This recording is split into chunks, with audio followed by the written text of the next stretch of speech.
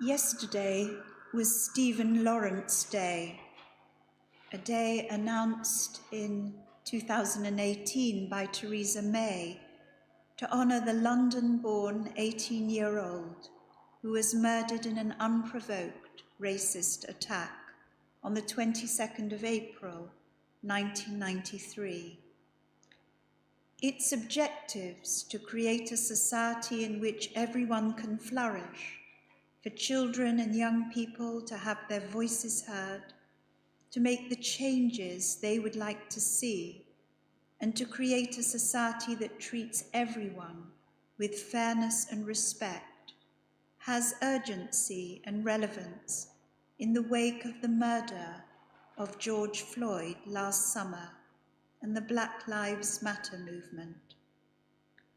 Also yesterday, the Board of Deputies published its groundbreaking Commission on Racial Inclusivity in the Jewish Community by the journalist and political editor of the New Statesman, Stephen Bush.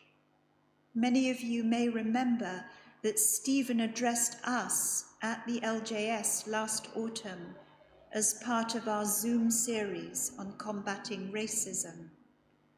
In the introduction to the commission, he writes this: "When the Board of Deputies asked me to chair a commission on racial inclusivity in the Jewish community, I found myself asking whether I was Black enough to do it or whether I was Jewish enough to do it. But overall, I was convinced that this was, without doubt, a worthwhile project, and I agreed to take it on." The Commission looks at 4 areas in Jewish life. 1, representation, leadership, and media. 2, creating welcoming communal spaces. 3, training, policies, and attitudes. And 4, schools.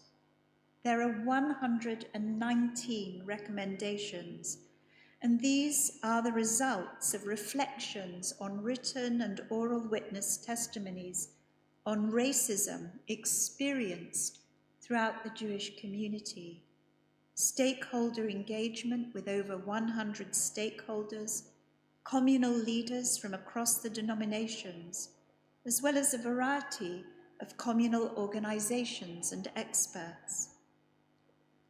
In the course of putting together the commission, some questioned, writes Stephen Bush, why it was needed, given the small size of the Black Jewish population. At the time of the last census, Black British Jews made up a little under 0.5% of the total Jewish population in the UK, the same percentage of Jews in the UK population as a whole, 0.5%. Stephen Bush warns against disregarding the concerns of a minority. As he says, "I would invite any British Jew inclined to dismiss the importance of Black British Jews to reflect on the dangerous argument that a group numbering just 0.5% of a larger whole is not worth consideration and respect. Regardless of size, we should never as a community belittle the concerns of a minority within our midst as too small to be worth considering." As an unprecedented undertaking for the Jewish community, looking inwards in its audit of racism, and one of the first times a cultural or ethnic minority in any country has done so, the Commission looked at the language we use for discussing racial inclusivity, concluding that there is no right answer how best to describe minorities within a minority without asking the people concerned. Both Liberal Judaism and the United Synagogue were commended for seeking guidance and for their listening approach to these questions. "We should," said Bush, be flexible in our terminology. It is a wide-ranging report, but perhaps I can focus on a handful of its recommendations that relate to us as a synagogue community.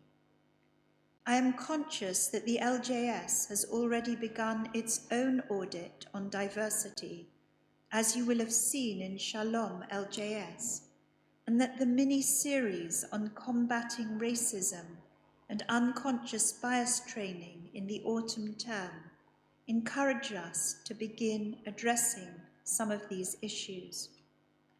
It was during the session that we held with Stephen Bush that many of us were alerted to the term Ashkenormativity, coined to describe the widespread assumption that Jews are, for the most part, Ashkenazi, that liturgy, customs, culture, music and practices derive from a Central or Eastern European heritage. The heritage of Sephardi, Mizrahi and Yemenite Jews is too often neglected and forgotten, and the Commission emphasizes the needs for all parts of the Jewish community, from the media to rabbinical seminaries, congregations and cultural spaces, to integrate universally the heritage of Jews from these backgrounds. Distinct programs should be added to Jewish studies curricula, and progressive streams of Judaism in particular are encouraged to look for ways to incorporate more effectively progressive Jews of Sephardi, Mizrahi, and Yemenite heritage. Another important section of the Commission deals with the creation of welcoming spaces. Many of the witness statements make for deeply uncomfortable reading. Black Jews and Jews of color singled out for racial profiling at the entrance to a synagogue, a culture of suspicion, an assumption that they are not Jews, being embarrassed in front of others, and a host of other complaints. Communities and other institutions are urged to undertake training to ensure all members and guests are welcomed with warmth, to strengthen and clarify their procedures for welcoming guests, to address the issue of continuity of personnel in order to maintain this institutional memory. Such training would extend from security personnel outside a synagogue to individual members, with the creation of codes of conduct, training in inclusiveness, a complaints process, and welcoming committee to ensure that Black Jews and Jews of color are not subject to any kind of assumptions or prejudices. The section that I found particularly challenging and interesting was to do with our Jewish texts. Liberal Judaism has a distinctive history here because our founders tended to emphasize universal, prophetic or rabbinic teachings and to ignore the more difficult, particularistic texts, or texts that could be seen as insulting and offensive. Jews are racially diverse, but we haven't always been aware of our diverse perspectives. And while the Commission acknowledges that many rabbis, teachers, and other religious leaders have recognized this growing diversity, there is continued need to ensure that our teaching does not assume a monochrome congregation or audience. Those are the words of the Commission. And so it urges us to prioritize texts that are about racial diversity and in opposition to bigotry, and to deprioritize those texts that highlight negative attributes of any particular group. And what is particularly interesting is the comparison that is drawn with the Church which convened working parties to re-evaluate its problematic anti-Jewish prayers and changed its liturgy as a result. There's a link to the commission on today's Shalom LJS at the foot of Igor's article where he refers to the commission, and you can also read the full report on the Board of Deputies website. I urge you to look at the recommendations and to continue to push us as a community to audit our own diversity and inclusivity.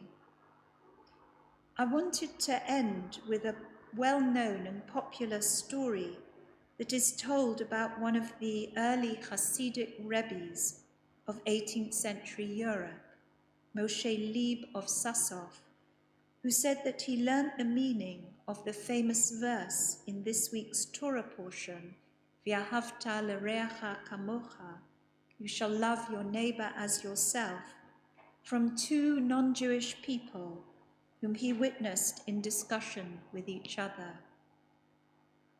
Do you really love me? Asked one. Of course, replied the other. Well, how can you say you love me when you don't know what I lack? At that moment, said Rabbi Moshe Leib, I learnt that no one can truly love another unless they understand what it is they lack. But it occurred to me in quoting and researching this teaching that it comes from Eastern Europe. It is part of that Ashken normativity that Stephen Bush writes and speaks about. And so let me end instead with a story of Rabbi Shais Rishon, an Orthodox rabbi who grew up in Brooklyn in a Black Jewish family affiliated with the Chabad Lubavitch movement. His mother's ancestors, he says, have been practicing Judaism since the 1780s. Many Jews of color are asked whether they are Ethiopian or converts. That, says Rishon, is hurtful, who has written a novel about a Black rabbi navigating life and work in the New York Jewish community while attempting to reconcile his identities. We can all do our part by responding to the Commission's recommendations, listening to the experiences and testimonies of Black Jews and Jews of color, becoming advocates, campaigners, teachers, students, and friends, and by embracing and celebrating racial diversity and inclusivity in our community and in our lives.